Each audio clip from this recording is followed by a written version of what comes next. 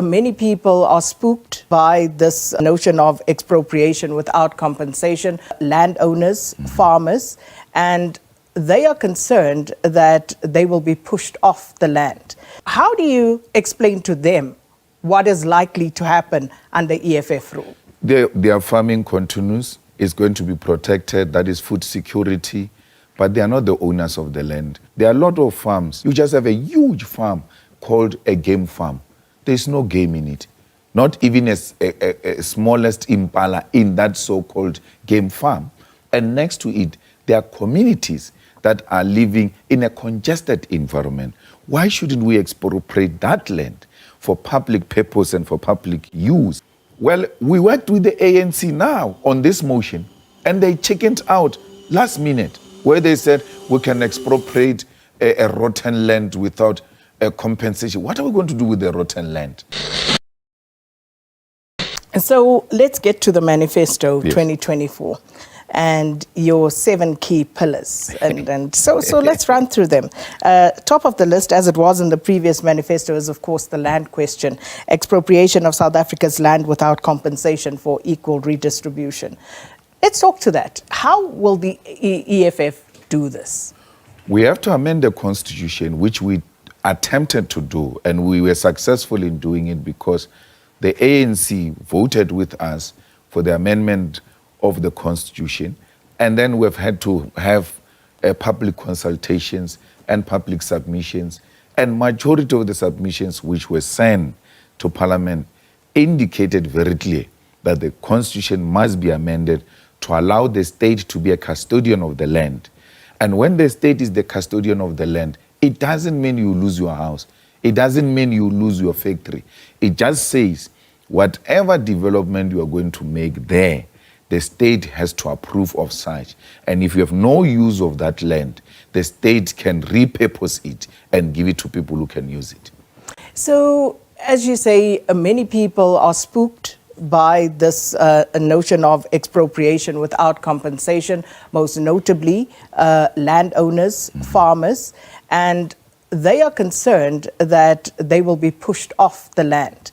So how do you, and this is exactly what I'm getting to, because if Julius Malema and the EFF were to become the government of the day, that is also a constituency that you will govern over.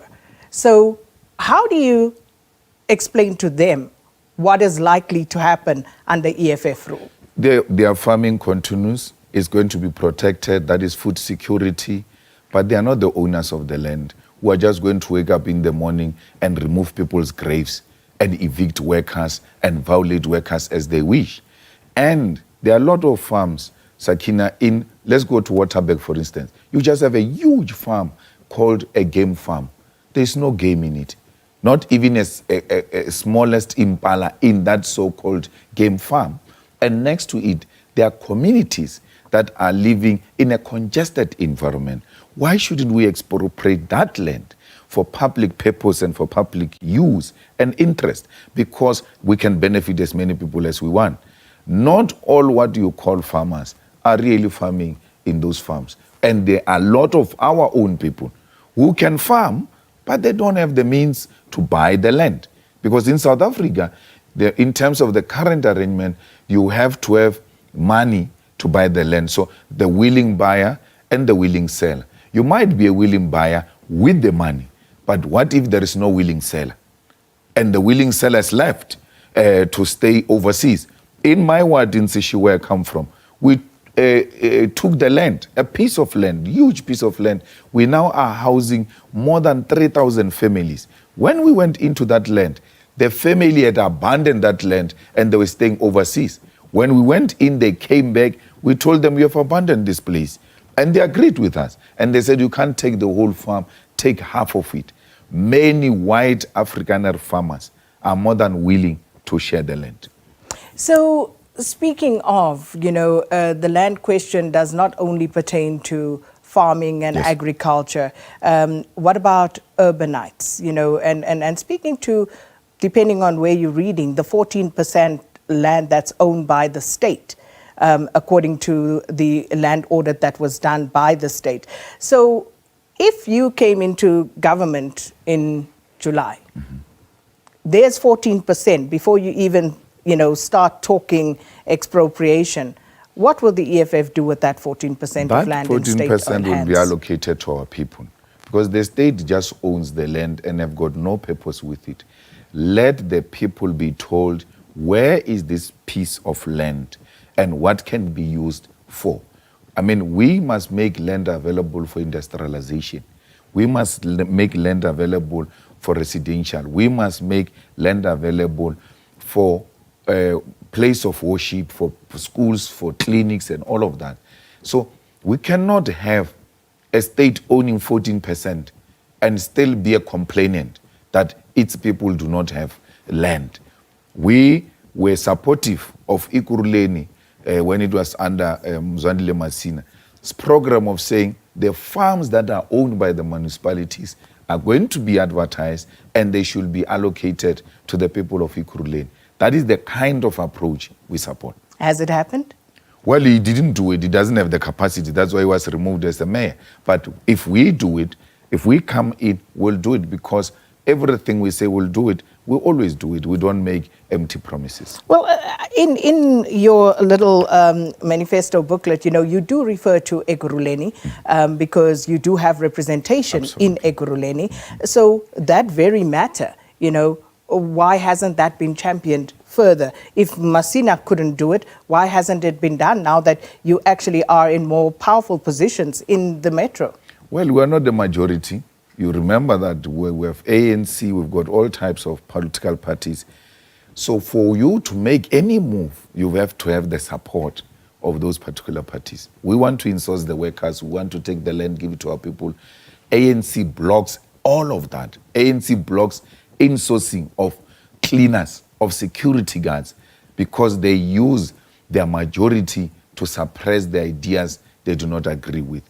But that doesn't mean we can't participate. We're participating with an intention to persuade those who are with us in this particular arrangement, because those kind of coalitions and all of that depends on buy-ins of other people. But in this case, we're speaking about the EFF government with absolute majority, or with other parties that are progressive and have got two-thirds majority like President Zuma is predicting. Then we'll be able to do the things we are saying. Speaking of, I saw that birthday message that the former president sent to you, where he also makes, that particular point about going forward a two-thirds majority to amend the constitution. Which are the parties that the EFF is likely to work with post the elections? Well, the PAC is there, and that which we're preaching, the PAC has been preaching this from the time of Sobukwe. The ATM preaches the same gospel, and many other formations that are there and are willing to say we need to put our differences aside and look at what is in the best interest of an African child. And that's the type of language we listen to. MKP now, which has come into the playing field, also indicate that the expropriation of land without compensation is fundamental. And those are the kind of language we listen to. And the ANC, by the way, which elected Cyril in 2017, CR17, took a resolution to expropriate land without compensation. So is there an opportunity post-elections for you to work with the ANC? Because it seems like nobody really, except for the parties that you mentioned, everybody seems to also want to push the EFF out, almost to ice you out. Absolutely. So what are the conversations that are going on? Well, it's the Oppenheimers. When you talk land, you are a direct threat to the Oppenheimer family. So those who are saying the EFF is enemy number one, those who are saying we can't work with the EFF, go and look at their financials and who gave them millions just in the previous term. You will realize that these are the parties that are financed by Oppenheimers. They finance every party that is anti-expropriation of land without compensation. So, well, we worked with the ANC now on this motion, and they chickened out last minute, where they said we can expropriate a rotten land without a compensation. What are we going to do with the rotten land? So we as we're moving in the country, consulting our communities, were with the ANC.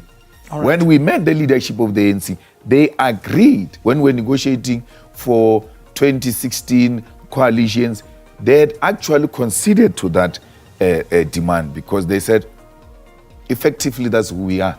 But the problem is the leadership, not necessarily There you have it, guys. what the Julius ANC Malema stands is for. usually full of these revolutionary speeches. Sometimes you wonder where he gets them from. But whatever the case is, we really hope that his wisdom transcends, and really contributes to the development of Africa and in helping solving Africa's really myriad of challenges. But what do you guys think about his speech? Share your thoughts in the comments. Thank you for watching, guys. I really hope you enjoyed this video. Please share and like and subscribe, because that's the way you support Kwazemi as a channel, an Afrocentric channel, where we try to understand deeper issues in African history and hopefully develop a collective intelligence on how we wish to build the Africa we want to see as people of Africa. See you in the next one.